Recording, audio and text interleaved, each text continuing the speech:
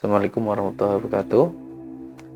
Di kesempatan kali ini, di video pertama di Alkisah, aku akan menceritakan sedikit cerita hal horor di gunung. Nah, cerita horor ini aku alami waktu tahun 2018, kisaran bulan Juli, pertengahan bulan Juli. Jadi waktu itu aku naik dengan 3 orang, aku, adikku namanya Agus Prasetyo, yang kedua Arif, anaknya sekarang yang megang kamera saat ini. Nah, ini anaknya juga belum ku ceritain sih detailnya seperti apa. Lah, mumpung buat video seperti ini, jadi langsung ku ceritain aja sekalian biar terbuka jelas semua. Jadi ya mungkin akan sedikit horor untuk kami. Jadi kan tapi nggak apa-apa. Jadi waktu itu kami naik bulan Juli pertengahan, tepatnya hari Jumat. Dan kami tidak Jumatan waktu itu. Memilih tidak Jumatan karena kami takut naiknya nanti terlalu malam sampai atas, karena gunungnya ini bisa didaki dalam satu malam sampai Sabana. Namanya Gunung Butak di Malang. Nah, jadi awal pendakian itu sebenarnya mendadak pendakiannya karena adikku mau balik ke Jakarta. Jadi Kamis adikku ngajak, Jumatnya kita berangkat. Jadi kami cuma mempersiapkan peralatan seadanya. Nah, di awal pendakian Jumat itu kami nggak tahu kalau motor tidak bisa sampai pos perizinan. Jadi motor ditahan di bawah pos perizinan. Jadi kami naik itu sekitar 1 jam ya. 1 jam kita naik jalan kaki sampai pos. Terus habis itu ngurusi maksi. Setelah ngurusi maksi, kita prepare langsung mulai berangkat. Jam setengah 11 kita jalan. Itu mulai dari pos belum ada bapak. Lah, dari 3 orang ini, antara aku, adekku, sama si Arif ini, si kameramen saat ini, yang rumah peka cuma aku. Jadi waktu di pos perizinan itu nggak ada apa-apa. Mulai terasa itu waktu kita kehilangan jalur, kita tanya orang. Ingat gak kok? Oh iya. Nah, tanya orang itu, Pak, ini jalannya ke yang di bawah apa yang ke atas? Nah, waktu bapak itu kan bilang ke atas, ke sini, gitu kan? Nah, mulai di situ sebenarnya ada yang ngikutin, gitu. Kalau boleh tahu sosoknya kayak gimana? Kalau nggak salah itu Mbak Kunti. Jadi waktu kita naik, jalannya kan agak gini kan, mulai gini kan, ya, nanjak. Terus kau inget nggak waktu sebelum tanjakan zigzag gini ada kayak ladang bunga? Ya. Nah, belum pos 2 kan? belum pos 1 di bawahnya pos 1. Nah, waktu kita naik, terus kan aku ganti carrier kan sama adikku. Aku suruh ganti carrier kan, coba ini gitu kan. Lah, waktu aku minta coba ini kok angkat. Nah, tiba-tiba si apa ya namanya? Ya, si something ini memegang kakinya. Jadi si Agus, adikku. Jadi kayak digandolin gitu nah. Digandolin gitu, makanya adik kemarin kan waktu naik itu dia bilang kaku berat gitu kan. Nah, sebenarnya itu. Terus jalan nggak sampai berapa meter itu kan langsung gantikan sama kau kan. Nah, waktu gantian sama kau ada anak kecil yang ikut di carriermu. Itu serius. Makanya kamu ngerasa waktu naik itu agak beratnya agak. Bukan agak lagi, berat banget bro. Nah, makanya jadi waktu itu ada yang naik itu. Berapa? Satu. Satu aja. Satu. Cuman wujudnya apa ya, kayak kau pernah nggak lihat anak kecil dengan rupa tua tapi nggak botak, nggak ada rambutnya, cuman nggak banyak. Banyaknya kayak orang tua tapi secara fisik dia Anak-anak. anak. Oh, Nah itu naik di itu dikirimmu. dikirim. Nah terus kita jalan, kau gantian lagi sama adikku lagi tuh. Aku Gantian sama adikku lagi tuh. Si anak ini masih ikut di atas itu sampai adikku kakinya kena, ya kan, kemarin kayak apa namanya, kram gitu kan. Kram. Nah awal lari kan, cari apa namanya, cari tempat datar. Lah waktu aku cepet cari tempat datar, di situ aku kira manusia, karena aku lari duluan tuh, lari karena aku nemuin di pohon itu kan, ada pohon. Nah aku kira itu manusia, aku samperin, ternyata bukan. Jadi kelihatan dari jauh itu ada dua sosok ini, ya serupa manusia, kayak warga lokal. Bukan kayak pendaki.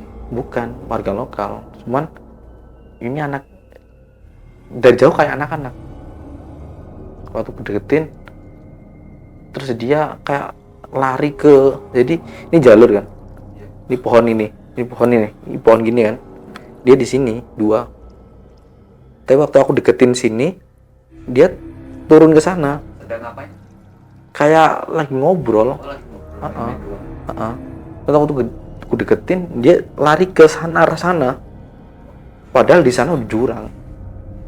Itu pos Bawahnya pos 1 waktu pas adikku kram. belum masuk pos 1 ya? Belum. Awal-awal. Pas waktu adikku kram kakinya. Ah, Nah di situ. Terus aku sini. Di sini lo enak gitu kan.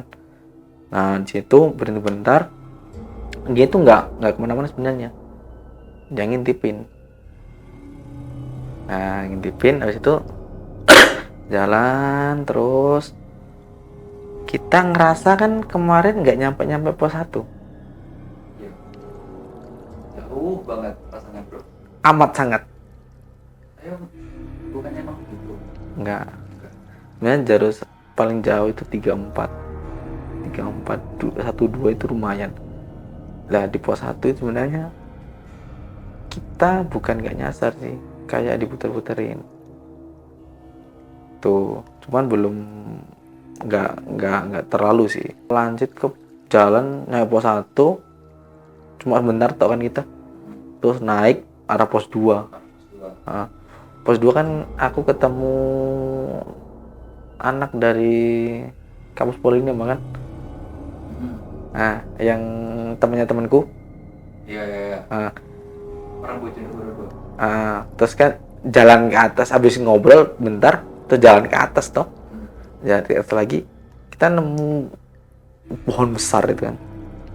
Pohon besar itu sebenarnya kalau dilihat secara biasa nggak ada apa-apa, cuman di sana banyak apa ya, sebutnya saling nggak ada di dunia, maksudnya wujudnya di sini nggak ada. Jadi bentuknya itu kayak kera besar bener. Gorila. Bukan, Kera. kera kayak raksasa gitu. Cuman dia kayak jadi kayak besar ini, ngeliatin gitu. Terus sebenarnya nggak ganggu sih, cuman aku kaget aja waktu lihat dia sembunyi di situ, di balik itu. Aku kira pohon gitu kan, di pohon kan banyak pohon tuh besar-besar, di kayak punggungnya itu kayak pohon kelihatannya. Waktu apa namanya, mukanya kelihatan langsung kayak astagfirullah gitu, kayak ya itulah, kayak kaget, cuman kalau aku teriak yo semua takut.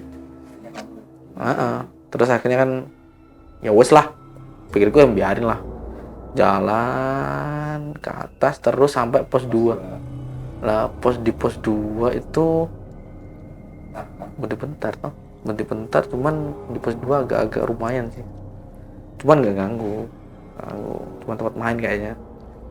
Terus akhirnya pos 2 pos 3. Nah ini menuju pos 3, kalau biasanya anak-anak nyebutnya pos 3 itu pos Blok M. Blok M. Jadi nggak tahu tuh kenapa kok disebut Blok M, cuman awal-awal aku naik Gunung Butak ini, Blok M ini dulu nggak kayak gitu, jadi nggak serimbun sekarang. Dulu tuh masih banyak pohon besar-besar, jadi nggak serimbun sekarang. Makanya kemarin aku juga kaget, makanya waktu naik kemarin, loh kok Blok M kayak gini gitu loh. Sebelumnya kamu tahun berapa? Apa daki butak? 2014. 4 tahunan lah ya? Dan itu beda banget, Beda banget. beda banget. Kita naik sampai pos 3 ya. Pos 3 itu kalau bagiku pos yang paling angker itu pos 3. Makanya banyak, kalau setauku, makanya banyak orang-orang kadang-kadang hilang di sana. Pasti kebanyakan hilangnya di pos 3 bawah. Karena ada 2 percabangan. Yang satu dari Malang, yang satu dari Perinci. Nama jalurnya Perinci. Nah, jadi waktu di pos 3 itu banyak something. Apa? Somethingnya itu kalau dia di orang-orang nyebutnya itu kayak ya hantu, cuman aku belum pernah lihat kayak gitu. Waktu kita lepas dari pos 3 pun juga pos 4 yang jaraknya paling jauh dan terjal. Kan kalau nggak salah udah mulai jam berapa ya? Jam 3 atau jam 4. Iya nggak? Udah sore kan? Nah, udah sore. Jadi kita jalan petualang landai. Ini di sini kau tahu kayak ada pendaki. Kayaknya pendaki ini udah, kayaknya izin ini menjelma kayak pendaki. Jadi dia jalan, awan di belakang tuh, di belakang kan, di belakang sendiri lah. Pendaki ini menjelma kayak pendaki lain. Dia di belakangku. Jin itu menjelma kayak pendaki lain. Dia di belakangku. Dia bilang, Mas ini masih jauh nggak? Dan kok sempet komunikasi dan kok nggak dengar toh? Dia bilang kayak gitu, tanya kayak gitu. Itu posisi jalan. Jadi dia tanya, Mas ini masih jauh kah? Nah, waktu ku tengok, dia kayak istirahat, duduk. Dia duduk, kayak duduknya setengah munggung gini loh. Pendaki kan biasanya gitu kan, jadi nggak duduk full, cuman ruku gitu. Nah, oh enggak Mas, aku bilang enggak Mas, masih dikit ke atas, gitu kan. Nah, mulai dari situ mulai ke aneh, yang paling aneh. Aneh apa? Jalan masuk mau maghrib, tiba-tiba ada angin tau. Cuman masih jauh. Tiba-tiba ada angin. Dan angin itu gak normal. Gak normalnya di jam segitu ada angin dengan, kalau ngerasain, negatif. Negatif parah.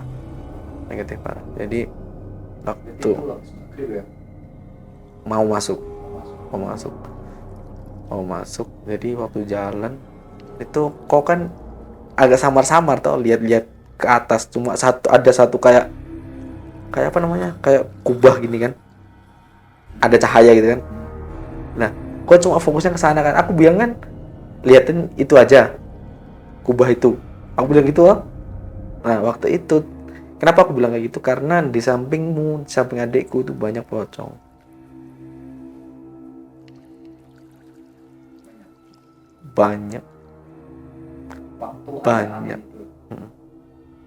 Kan kita kena angin itu sampai hampir pos 4. Lama banget. Iya kan, dan itu nggak wajar. Kita mendekati pos 4 hilang. Jadi emang banyak pocong, amat sangat banyak. Tapi nggak ganggu. Nggak karena kita nggak, kau nggak ngerasa. Karena kalau peka dikit suara tawa itu banyak, jadi kayak Kamu ngerasain dengerin. denger, dan apa ya, suaranya kayak jadi kayak gitu, kecil tapi berfaedah. serius jadi kayak anjir, ini udah carrier bawaan berat tambah gini, itu kayak apa ya, something. Jadi yang emang rame sekali dong dengan rame hal-hal kayak gitu. Cuman tak coba aku lupain, aku ya wes lah gitu. Jalan nyampe pos 4. Ya? Nah, nyampe pos 4. Kau tahu ini cerita apa yang kulihat? Sabana itu kan? Nah, Pos 4. itu yang kulihat bukan sabana. Yang kulihat tuh banyak selendang kain kayak di apa namanya, di apa ya namanya, di Kayak di jereng gitu. enggak, di beber, Di beber gitu ya. luas gitu.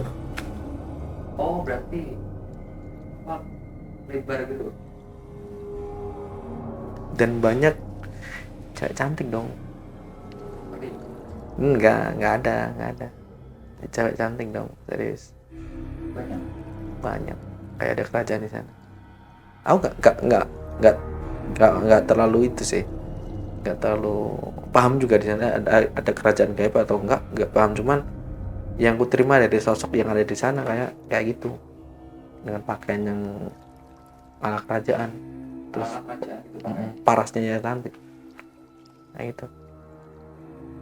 Cuma wanita aja. Dan aku nggak paham di sana dulunya apa, nggak tahu. Indonesia saat ini jadi apa nggak tahu. Cuman banyak wanita di sana. Nggak tahu tempat mandi atau nggak tahu sih. Cuman kita ngecamp di dekat air, genangan air. Ya genangan air ya. Nah di situ yang gue lihat bukan air, say. Yang gue lihat kayak apa ya? Bukan air kok.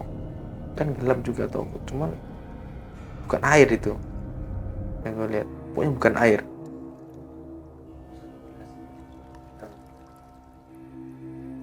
Dia kayak semacam, kau pernah nggak lihat megang darah yang agak kental, cuman masih cair? Nggak pernah sih kalau megang darah ya mas, tapi kalau bayangin bisa. Jadi kayak ini kalau center ya, pakai headlamp itu warnanya darah merah. Oh berarti ini tadi kepotong ya? Oke. Langsung aja penutup. Itu tadi sedikit kisah horor yang pernah saya alami waktu naik gunung beberapa tahun yang lalu. Semoga kisah-kisah horor ini bisa memberi kalian sedikit gambaran untuk selalu berhati-hati saat naik gunung. Mungkin itu saja, saya akhiri. Wassalamualaikum warahmatullahi wabarakatuh. Selamat malam, dan jangan lupa subscribe channel ini agar kita bisa terus bercerita bersama.